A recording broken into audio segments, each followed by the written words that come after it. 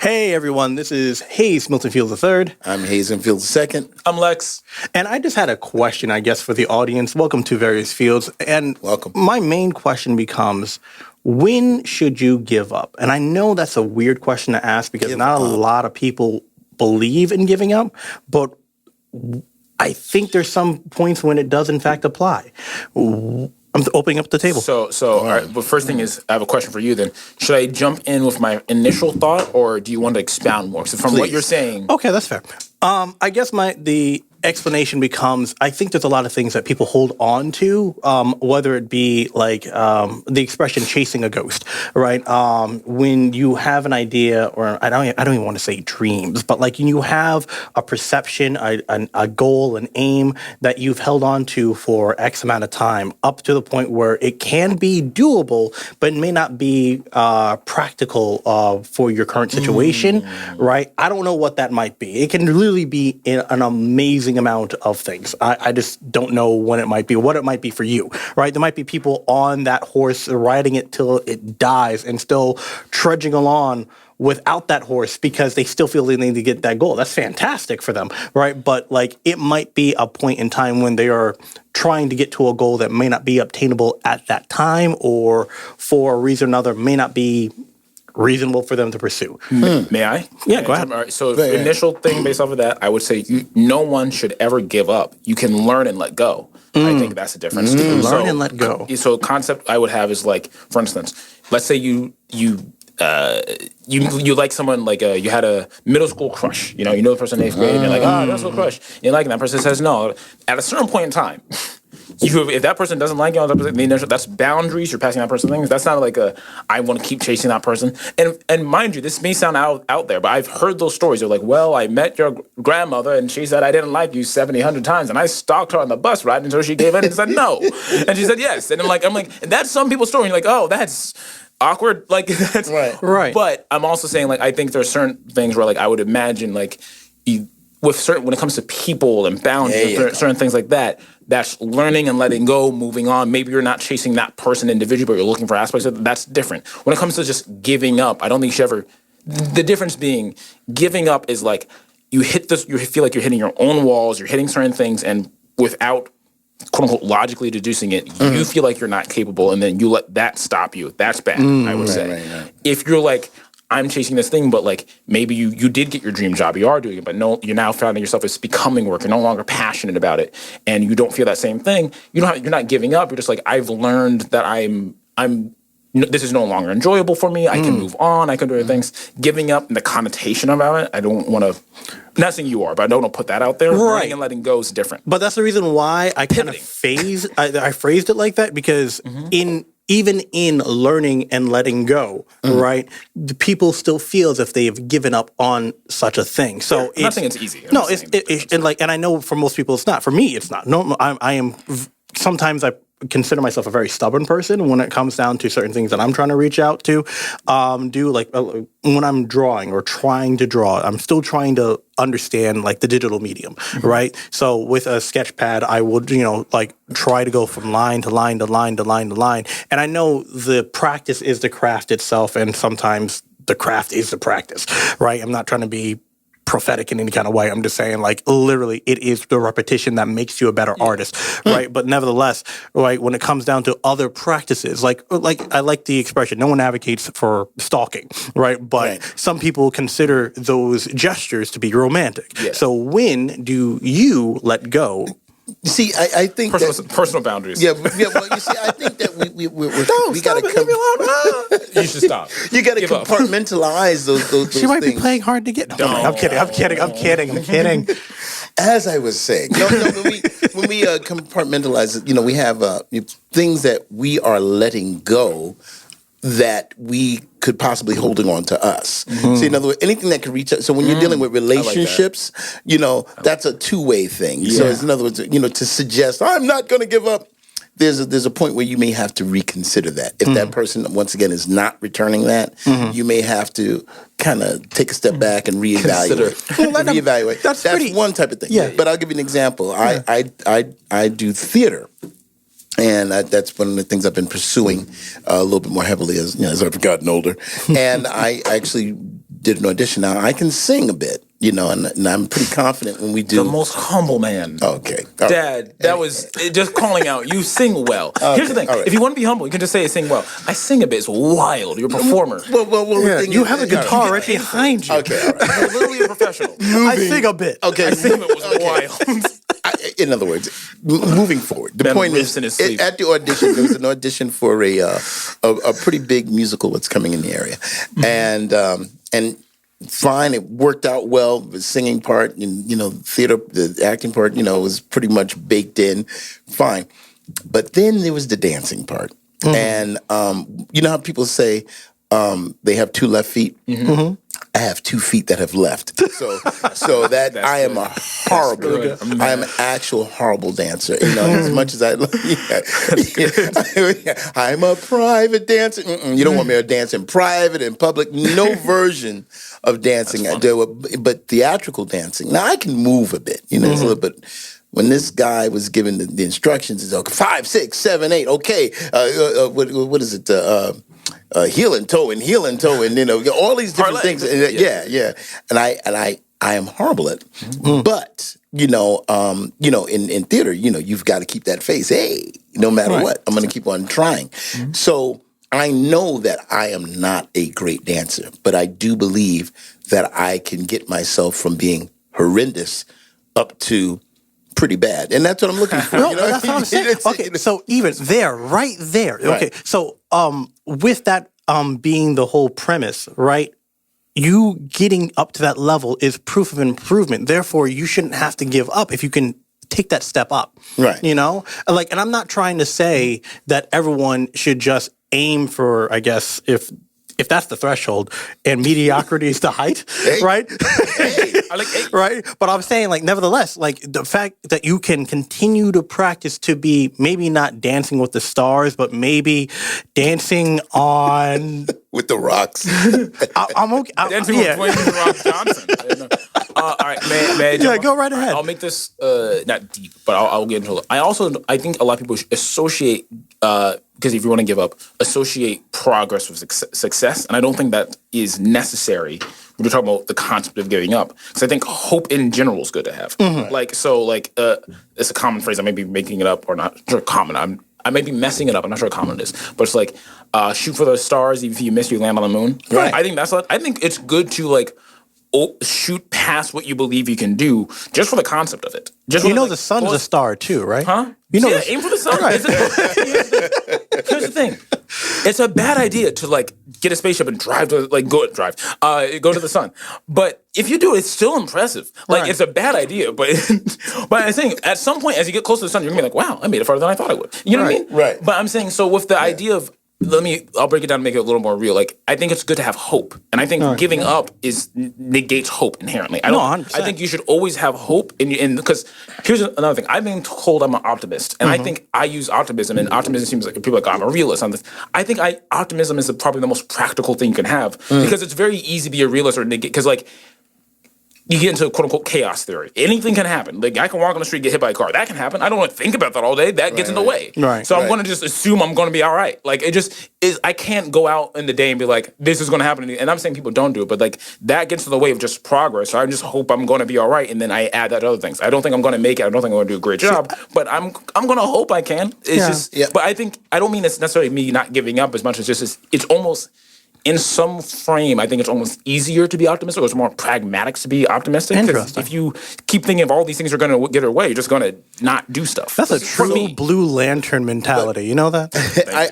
I do want to say to our audience members who are watching, and I hope you like and subscribe and hit all the buttons and stuff like that. But I do want to. There may be someone. We may be talking to someone right now who's on the precipice of making a change or something like that. I do think it's important for you because it's almost like a Rubik's Cube. Each and every one of us have to kind of know where our turns and stuff that are going to put the reds in the right place. It's not this just one monolith, give up here. No, you have to kind of look at your situation. Mm-hmm. Don't give up.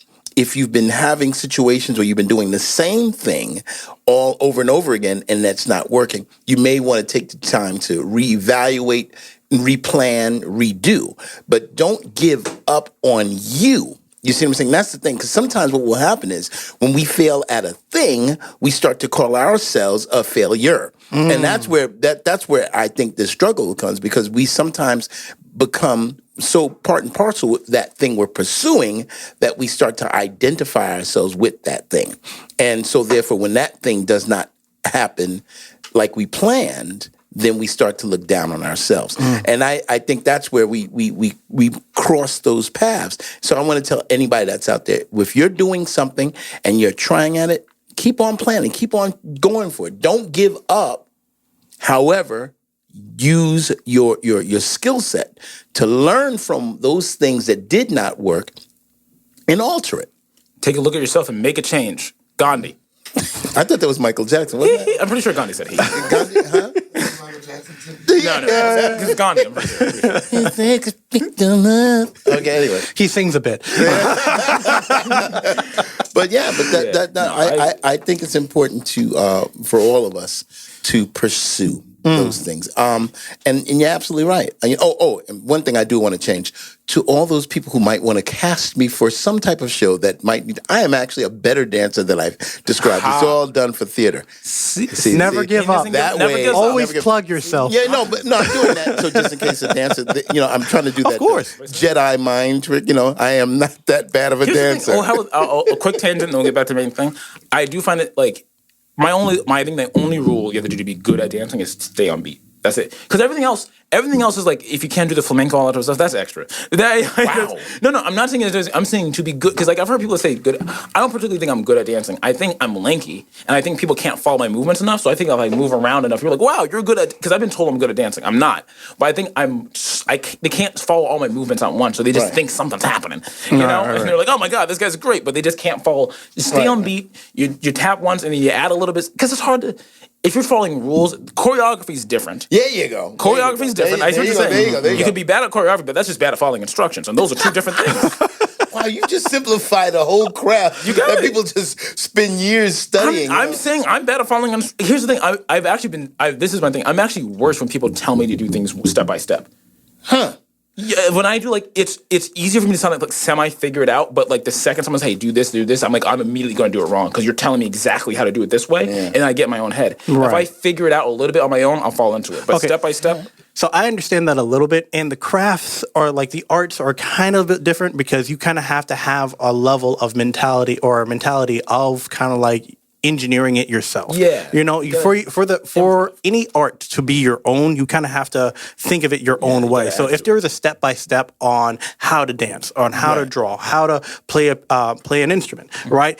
For it to be truly yours, right? You kind of have to like get into it yourself, right? And that's when I say like you don't really give up on any type of art, right? I don't think you really should be able to. Not again, for any artist out there. Take time in the process yourself, right? But for it to be your own, right? The process literally has, like, you cannot like follow a tutorial and say, "Oh, this is how I draw a face. This is how I draw an eye," right? Sorry, I didn't mean to cut you off. No. It's like I feel the crafts are one thing, right? But like social dynamics, for an example, might be a little bit different. Like when do you give up on? I don't know. The friend that always asks for money, for an example. I don't know, right? Like it might be a little harder, but like I'm just trying to think. No, I got you. That's different. Right. It is a little different, but I have a trick for myself because I've been trying to work out more of the stuff. I'm a skinny dude and all that, so I've been trying to get myself. And I do have a hard time with consistency sometimes. I can do it for a long time, then I fall off and I feel like giving up. A trick that works for myself, and this is it could be specific to me, but it's worked a lot. Do less than you think you can do. And and what I mean is this. So a lot of times you're giving up because you're giving up on reaching or succeeding on your own expectations. I know I can do like 10 push-ups, all that type of stuff. I tell myself to do at least one push-up because the second I get on the ground and do one push-up, I'm going to feel immediately disappointed in not doing 10, and I would just start doing more. I got you. You know what I mean? But I'm saying, but I don't mean like that should. I don't mean set your expectations lower. I'm saying if you ever, because I think because the giving up thing, I feel like most people, if you said next day I can get $1 million and you follow one step, all you have to do is shake this man's hand to get $1 million, and you have it. No one's going to give up on that. That's one thing. It's the consistency and the difficulty that makes it hard. So if you find yourself falling short, if you hit writer's block, all that type of stuff, you can't just push past that sometimes. Right. Do something less. You can't make a good story? Great. Drop the story you're making now. stream of consciousness, scribble something, have fun. At least now your brain's working again. Right, that's what I'm saying. Because there's always another I think your brain wasn't inventive working. and creative way to approach the arts. I think that works for Right. everything. Well, you see, Besides math. I like I'll give you an example. In the theatrical dance company, they have something called kickball change. See, so those are things that, in other words, you've got to kind of find out, because I'm in there. In the first day, when I first hear it, I'm like, well, what is it, soccer? And I'm making change for people? I don't know. But in other words, there are things to the craft that you learn. And then you try to learn those basics, those, what do you call the remedial stuff, the fundamentals. fundamentals. And if you learn the fundamentals, because there are certain things that need to be learned. And then, but don't give up. Because Never give up. And Never surrender. I like the way my son created a method of doing push-ups where you fool yourself and say, "Yeah, I'm doing more than I did." And so whatever works for you, you got it. But always, and it's always good to have a support system. If you got that one person, and this I'm saying, you got that one person, and if not, man, for me, I'm a big believer in prayer and stuff like that, because sometimes it's that inside voice. That inside voice is what stops you more than anything else. They call it your inner me instead of your enemy. You can. Yeah, you said it faster intentionally. No, I never heard that? inner me instead of enemy. I've heard inner. No, inner. Your inner. Yeah, you enemy, but the way you said it almost sounded like enemy. And I was like, that's what I'm saying. That's my and point. it was very creative. I never heard it before. Really? I jumped out of myself. But the point is, we can become our own worst enemy. Let's just say it that way. And because what happens is when you confuse a failed moment to a failure of yourself, then that's where the problem is. And we here at Various Fields are telling you right now, give up. Wow.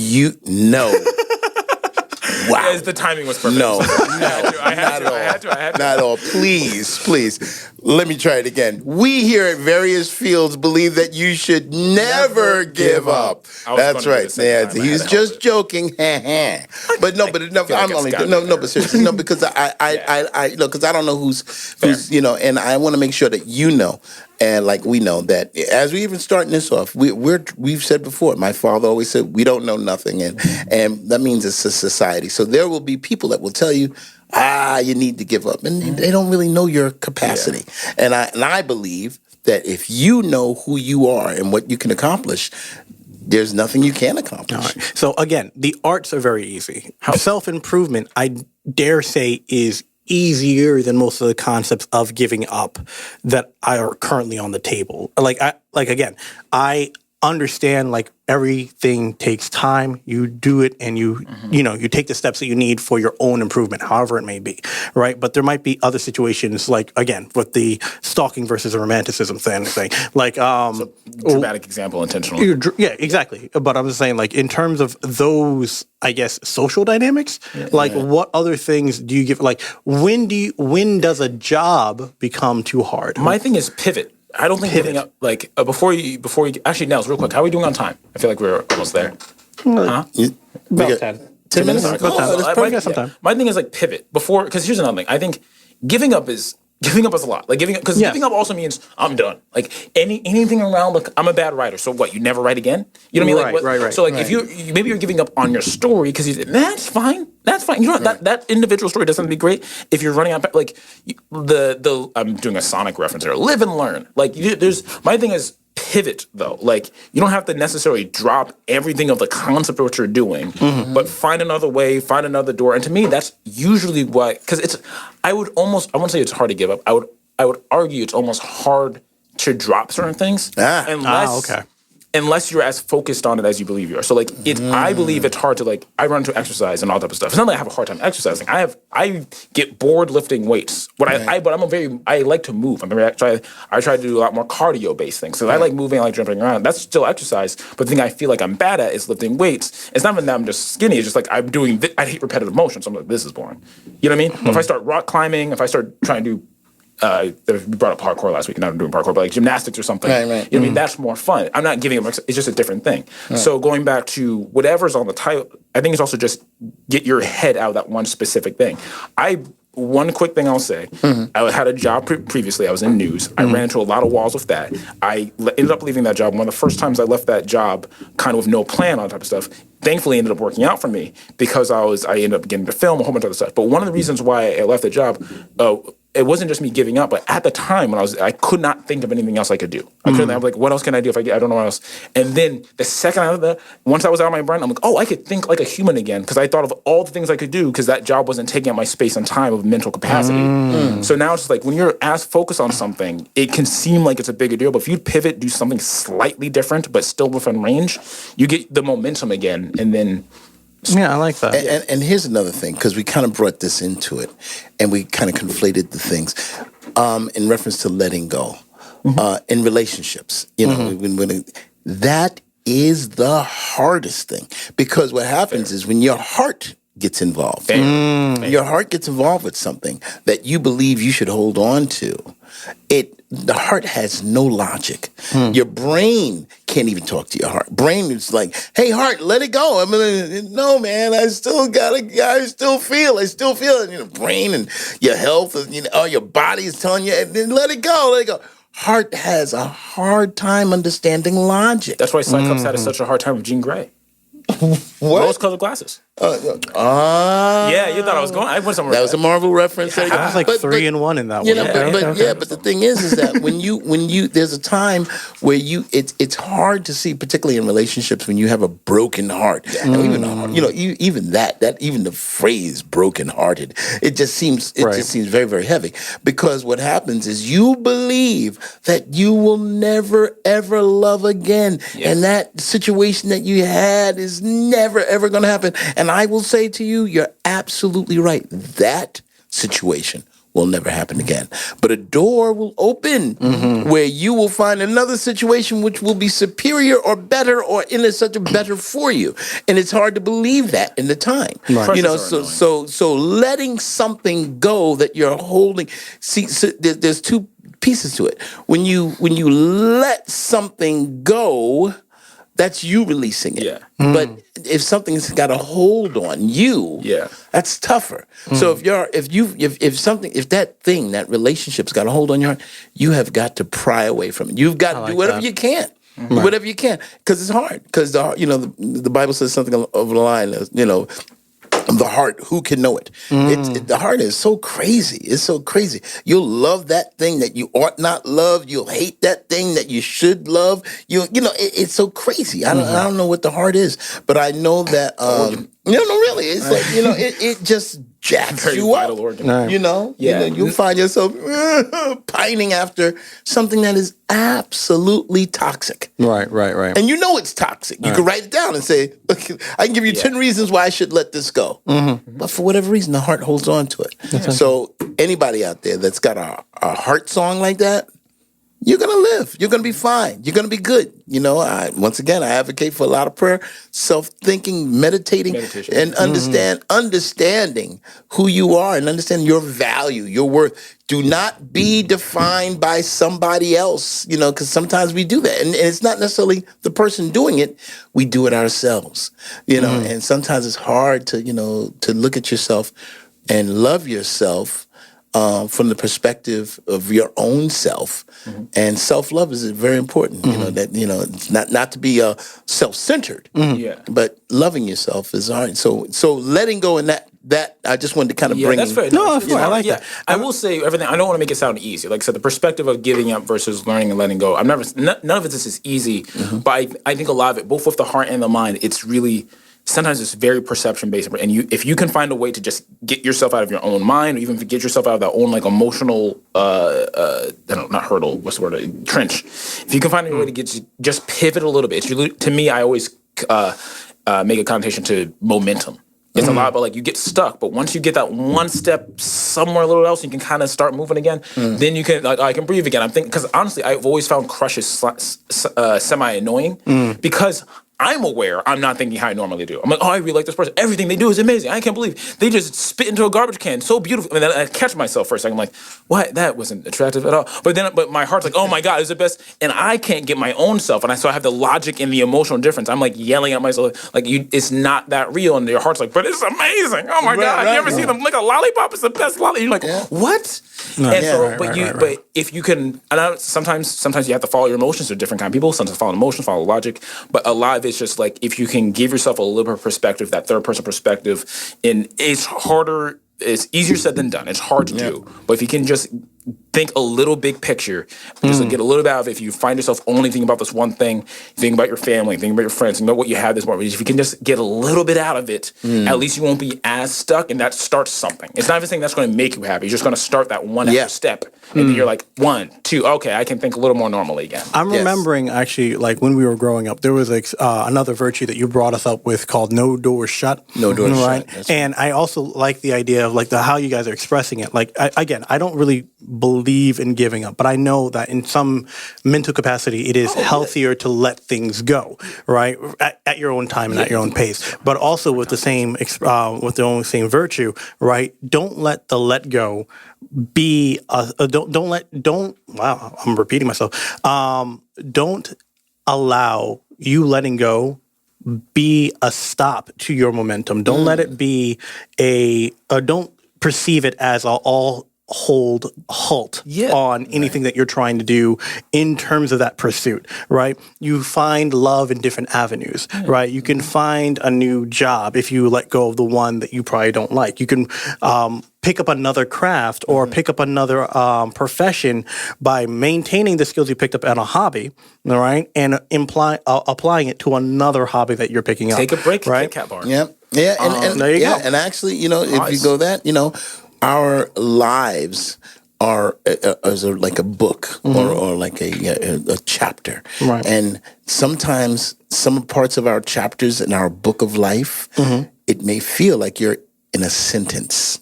If you understand, you could feel imprisoned in the sentence, but understand that sentence is just a part of a paragraph, and you've got commas and you got periods, but you got that paragraph goes on. So there's more to your story. So don't let one period at the end of a sentence suggest that's the end of your life story. Nope, it's just a sentence, and you can keep on moving on. I like that. I like that. That's right. I feel like we're hitting time. Is that Did we do that? Is that it? We got like a few more minutes left, but it was pretty good. Let's tell the people to punch in, like, subscribe. No, honestly, okay. You gotta write it down. I am going to call you out on this one. You've done this a little bit. Like and subscribe you're a very talented man. Punch it it. was wild. Punch in, don't you punch in? Punch it. I mean, you don't have to be wrong. I'm just saying that was... Punch in if you want to punch. No, I'm gonna get. No, you're right. Like and subscribe. Hit all the buttons. That's what you punch in. We are various fields. This is my Comment son's. punch in. Hayes with the Fields the third. I'm Hazen Fields the second. I'm Lex. Okay. And we love you for everything that you decide to do. All right. We'll talk to you on the next one. All right then. Bye.